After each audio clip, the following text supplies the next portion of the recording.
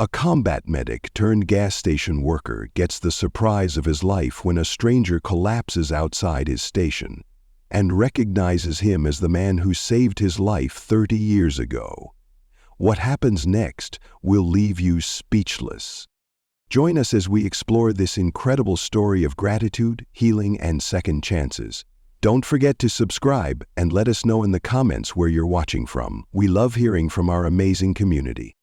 The soft hum of fluorescent lights echoed through the quiet gas station as Scott Hansen, a former Army combat medic, wiped his hands on a rag and glanced out at the empty parking lot. The clock ticked past midnight, signaling the end of another shift in his post-military life. Just as he reached for the coffee pot to pour his usual nightcap, the sound of a car pulling up caught his attention.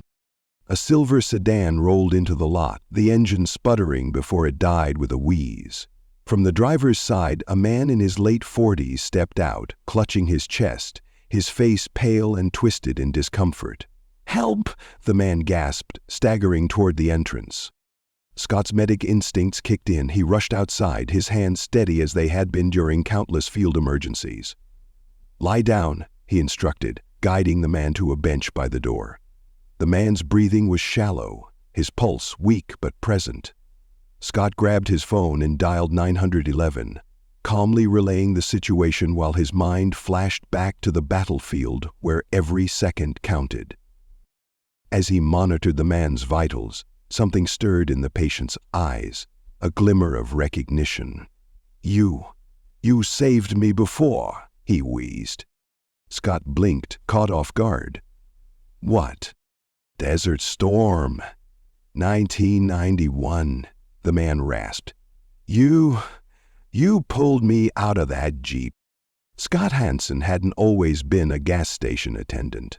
Once, he'd been a decorated Army combat medic, serving in the Gulf War. 30 years ago, he was a lifeline for soldiers caught in the chaos of war. Now he lived a quiet life in a small Illinois town, far from the battlefields and memories he tried to suppress. Working the night shift at the station helped him avoid the crowds and gave him the solitude he needed to cope with his demons.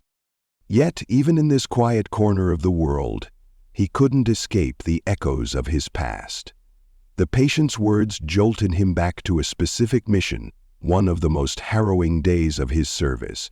But before Scott could probe further, the ambulance arrived, whisking the man away to the hospital.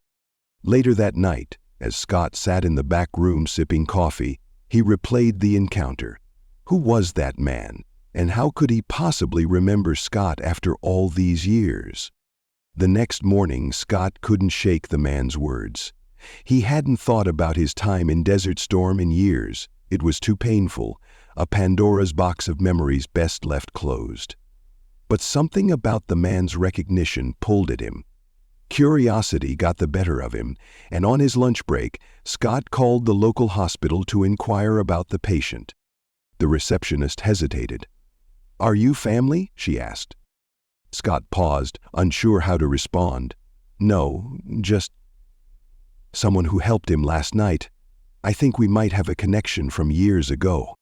After a long silence, the receptionist relented. "His name is Victor Martinez. He's stable now. Room 204 if you want to visit." By the time his shift ended, Scott was sitting in his old pickup truck, staring at the hospital's front doors. He hadn't set foot in a medical facility since leaving the service. The antiseptic smell, the stark white walls, it all brought back too much. But this wasn't about him. He needed answers. Inside room 204, Victor lay propped up in bed, his complexion returning to normal. His eyes lit up when he saw Scott. "You came," Victor said, his voice stronger but still tinged with awe. Scott nodded, unsure of what to say. "You said something last night about Desert Storm." Victor chuckled weakly. "I wasn't sure you'd remember me, but I'd never forget you. You saved my life." Scott pulled up a chair, his hands gripping the sides. "I don't understand. We treated a lot of people out there. How could you be sure it was me?" Victor smiled. You're the guy who told me I'd make it, that I just needed to hold on a little longer. You had this way of looking at me, like you wouldn't let me die. That kind of thing sticks with you." Scott felt a lump rise in his throat. He did remember now. Victor had been in the back of a smoldering jeep after an IED hit their convoy. Scott had crawled through the wreckage, pulling him to safety while enemy fire rained down. They had exchanged words, but Scott never imagined the man would survive, let alone remember him decades later. "I didn't think you made it," Scott admitted, his voice barely above a whisper. Victor reached out, his hand trembling slightly, and gripped Scott's arm. "I did, and because of you I got to come home. I started a business, got married, had kids. My whole life is thanks to you." Scott leaned back, overwhelmed. He'd spent years grappling with guilt over the lives he couldn't save, never once considering the ripple effect of the ones he did. "Why now?" Scott asked, his voice cracking. "Why did you show up last night?" Victor's expression turned serious. "Fate, maybe, but I've been looking for you for years. I wanted to thank you properly, and when I finally tracked you down, I didn't expect to have a heart attack in the process." He laughed softly. Scott shook his head in disbelief. "I'm just an old gas station worker now. You didn't need to thank me." Victor's eyes bore into his. "You're more than that. You're a hero, and I want to give back." "What do you mean?" Scott asked cautiously. Victor smiled, his energy returning. "I'm a cardiologist, and my foundation helps veterans access health care. I can't think of anyone more deserving than you. Let me take care of you the way you took care of me." Scott opened his mouth to protest, but Victor held up a hand. "No arguments. It's my turn to save you." 2 weeks later, Scott found himself in Victor's private clinic, undergoing a full checkup. It was the first step in a series of treatments to address the chronic pain and health issues he'd endured since the war. But it wasn't just about his physical health. Victor also connected Scott with a therapist who specialized in veterans, opening a door Scott had kept shut for far too long. During one of their sessions, Victor shared another surprise. "There's a reunion happening next month. A lot of the guys from our old unit will be there. I thought you might want to come." Scott hesitated.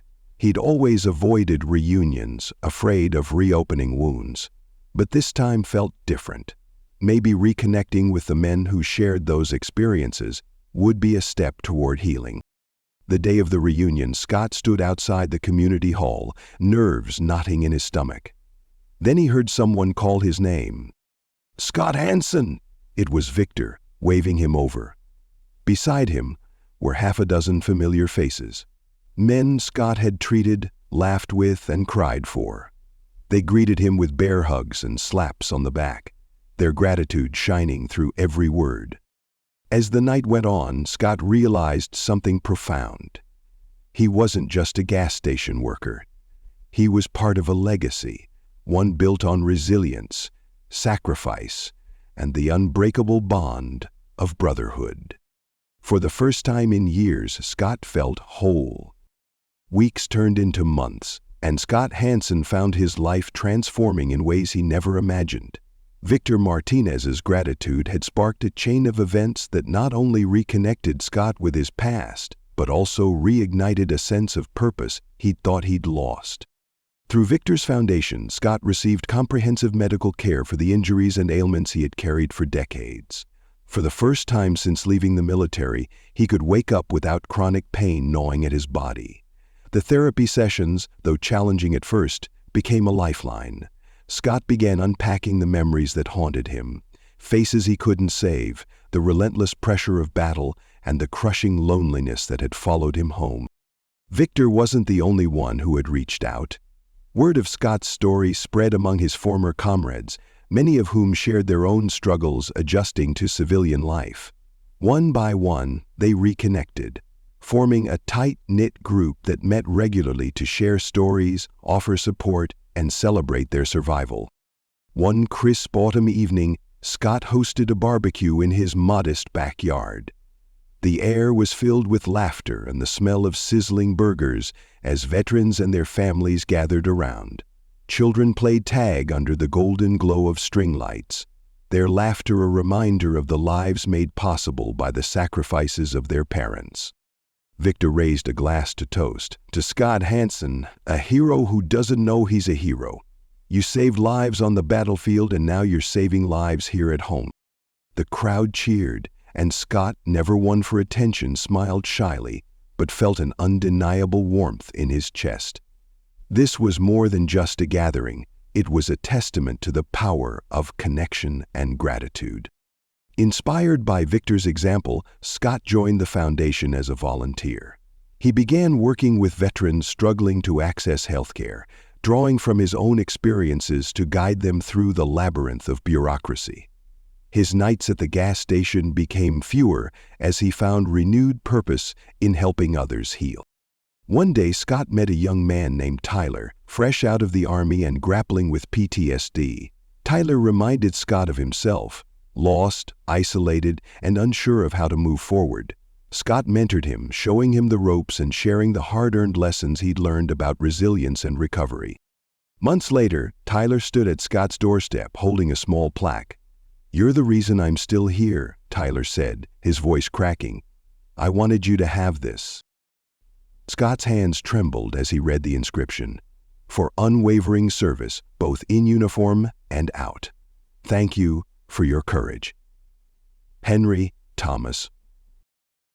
For the first time in decades, Scott didn't feel like a forgotten soldier. He was reminded that his story wasn't just about war. It was about survival, connection, and the enduring impact one person could have on another. As years passed, Scott became a pillar of his community, known not just as a former combat medic, but as a mentor, advocate, and friend. The gas station became a symbol of his transition, a place where he had once been lost, now a landmark in the story of his redemption. Victor often joked, "Who knew saving my life all those years ago would change yours?" Scott would smile and reply, "Guess that's the ripple effect." In his quiet moments, Scott still thought about the battlefield, the lives lost and the ones saved. But now, those memories were tempered with the faces of the people he'd helped, and the joy of knowing his service had left a legacy far greater than he could have imagined.